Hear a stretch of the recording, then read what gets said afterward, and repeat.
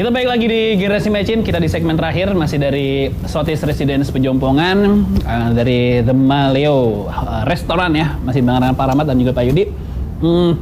Salah satu setujunya Pak Rahmat tadi soal GBHN ya, jangka panjang, kekhawatiran misalnya ibu kota dipindahin, presiden berikutnya belum tentu. Emang nggak ada kekhawatiran lain Pak selain soal masalah pemindahan ibu kota, alasan GBHN harus dijalankan? Enggak, saya yakin kalau GBHN muncul lagi bukan hanya mengamankan kebijakan presiden yang sekarang, tapi banyak ininya lah, banyak manfaatnya lah.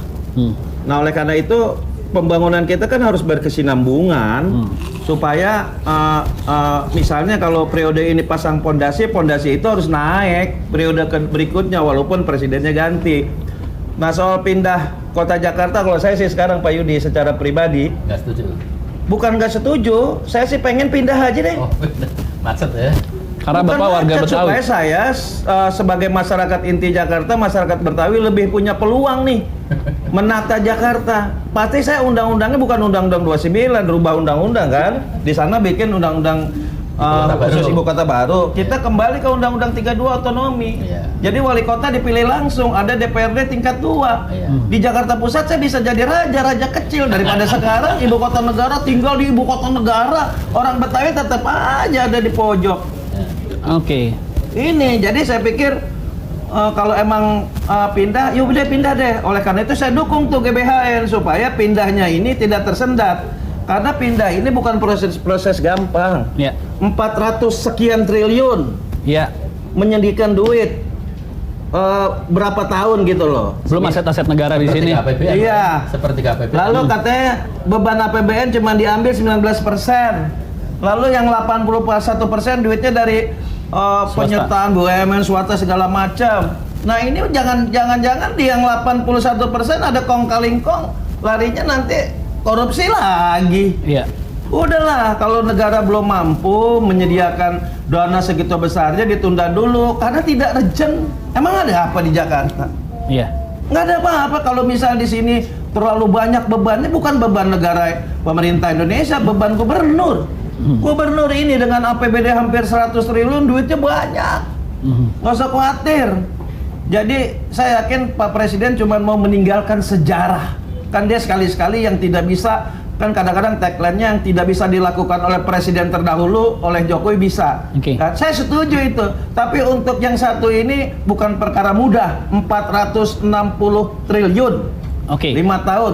Tapi gini, saya mau nanya Pak Yudi juga, dengan adanya GBHN, program jangka panjang, ada kekhawatiran mungkin penguasa sekarang mengamankan kekuasaan justru sampai ke jangka panjang. Ada mungkin kayak gitu Pak, zaman balik ke Orde Baru kan sebenarnya mengamankan sampai 30 tahun ke depan gitu. Ya kembali ke tadi statement Pak Rahmat, ini zamannya sudah beda Mas. Iya. Cuma gini, ini presiden kan dipilih secara langsung oleh rakyat ya. Iya. Yang dijual oleh presiden kan visi misi. Iya. Nah, GBHN nanti bagaimana? Apa dia akan muat visi misi presiden atau memang dari MPR yang menyusun GBHN itu? Nah ini terjadi kontradiksi ini. Ini problem ketatanegaraan ini nanti harus disinkronkan, titik temunya di mana? Karena presiden dipilih langsung oleh rakyat, yang dijual adalah visi misi presiden, tetapi katakanlah dengan GBHN. Nah GBHN padahal penguasanya kan MPR yang menyusun. Nah itu diterjemahkan di dalam situ atau enggak? Nah ini titik temunya di mana harus dicari. Oke, saya mau ngambil salah satu contoh yang kemarin cukup signifikan ya, perbedaan antara pemerintah sebelumnya dan pemerintah selanjutnya di DKI Pak sebenarnya. Salah satu isu reklamasi sebenarnya itu kan sangat kontra sekali gitu. Nah itu kan keistimewaan dari visi misi pemimpin sebenarnya. Dengan ada GBHN kan tidak mungkin ada terjadi pro dan kontra di pemilihan berikutnya mungkin. Gimana Pak Rahmat? Oh, nanya saya? Iya benar Pak Rahmat, nanya Pak Rahmat. Reklamasi hubungannya ke GBHN? Enggak, kayak GBHN kan keberlangsungan kan. Kalau memang kesinambungan kan harusnya reklamasi dilanjutkan dong sebenarnya gitu, tidak bisa dipatahkan di periode pemimpin berikutnya. Kalau kan, analog aja ini analogi. Iya benar. Sepanjang itu, saya pengen kalau sepanjang itu sudah ada di dalam GBHN, saya yakin kelangsungan pembangunan akan berjalan. Kalau sekarang karena yang dijual adalah visi misi presiden, ketika visi misi presiden ini presidennya jadi harus dilaksanakan, timnya harus dilaksanakan, DPR harus melaksanakan itu, dan ketika 5 tahun berikutnya tidak jadi kan visi misi presiden berubah lagi, gitu loh.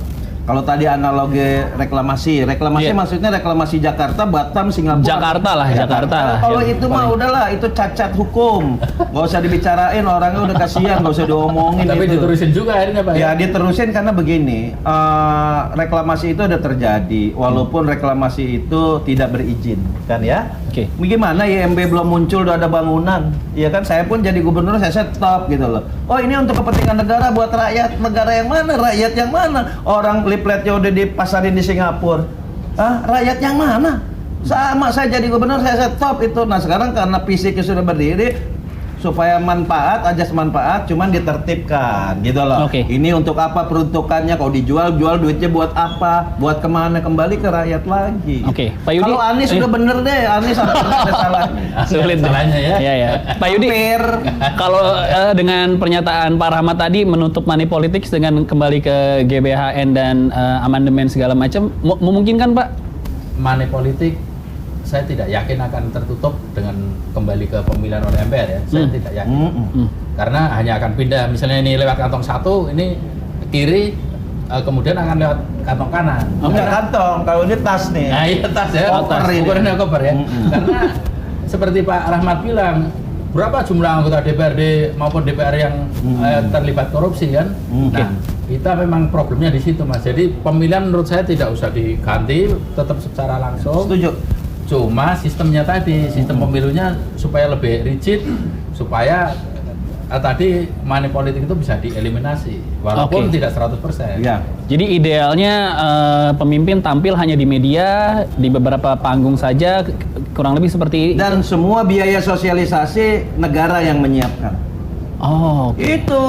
Iya, Jadi iya. lahirnya pemimpin karena jasa negara. Lahirlah pemimpin itu. Bukan lahirnya pemimpin karena orang tuanya banyak duit, dia money politik. Atau ada terus gitu. cukong ya. Ada cukong. Iya. Oke. Jadi lahirnya pemimpin karena undang-undang mengamanatkan setiap caleg, setiap calon kepala daerah, setiap calon presiden melakukan sosialisasi visi misi melalui media televisi yang dibiayai oleh negara. Udah, jadi caleg macam saya nggak punya duit karena punya karakter kepemimpinan yang bagus, Bisa terpilih ya. jadi. Oke, gimana cara menutupnya cukong nggak keluar Pak? Maksudnya bawah tangan kan susah diatur Ya itu juga.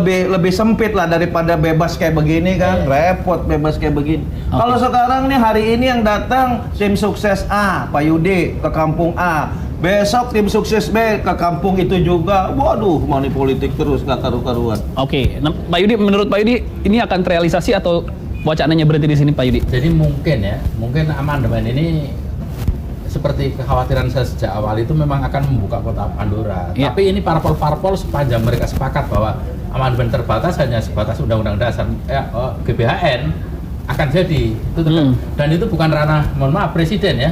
Presiden ini sebagai pelaksana dari undang-undang dasar nanti. Jadi kecuali kembali ke awal tadi bahwa kecuali menyangkut undang-undang ya, ini harus melibatkan presiden sama DPR dalam menyusun. Tapi ketika menyangkut konstitusi Undang-Undang Dasar 1945 itu ranahnya MPR untuk amandemen. Jadi Oke. sepanjang MPR menghendaki apapun bisa terjadi dan MPR adalah representasi dari rakyat ya. Oke, dari Pak Rahmat, kalau suara Gerindra sendiri gimana sih Pak soal amandemen ini? Suara Gerindra saya belum pernah ya ngedengar kebijakan itu, yang jelas kalau GBHN setuju kita. Oh gitu ya? Tapi kalau pemilihan presiden dilakukan oleh MPR, kita tidak setuju. Oh tidak setuju ya? Biarkan saja, kasih rakyat, biar rakyat. 3 yang periode bertolak. juga nggak setuju ya? 3 periode udah pasti nggak setuju. Udah pasti Orang nggak setuju. Pak Jokowi aja bilang nih yang ngusulin ini cari muka sama saya. Karena Pak Rahmat udah siap 2024 calonnya. Yang mengusulkan siapa sebenarnya itu Pak? Banyak gitu, ada si Anu. Udah bola liar tuh akhirnya gaduh. Padahal kan kalau kata presiden, lo ada-ada aja lo ngusulin 3 periode. Oke, kita lihat aja perkembangan nanti soal isu amandemen UUD 45 dan GBHN akan dibawa kemana.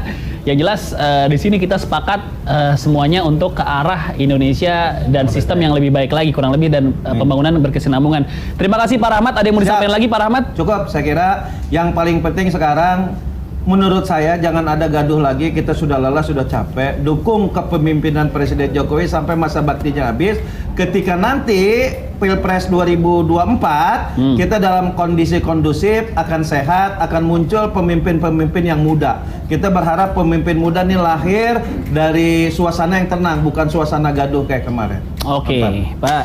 Ada mau tambahan lagi Pak Edi? Ya artinya apapun yang akan dilakukan oleh MPR itu yang terbaik. Mereka harus memikirkan yang terbaik buat rakyat seperti apa. Itu kata kuncinya seperti itu. Karena suara rakyat adalah suara Tuhan. Ketika suara rakyat sudah menghendaki, ya siapapun nggak bisa menolak. Oke, siap. Terima kasih Pak Edi, terima kasih Pak Rahmat, Siap. terima kasih pemirsa. Kita ketemu lagi di Generasi Mecin minggu depan.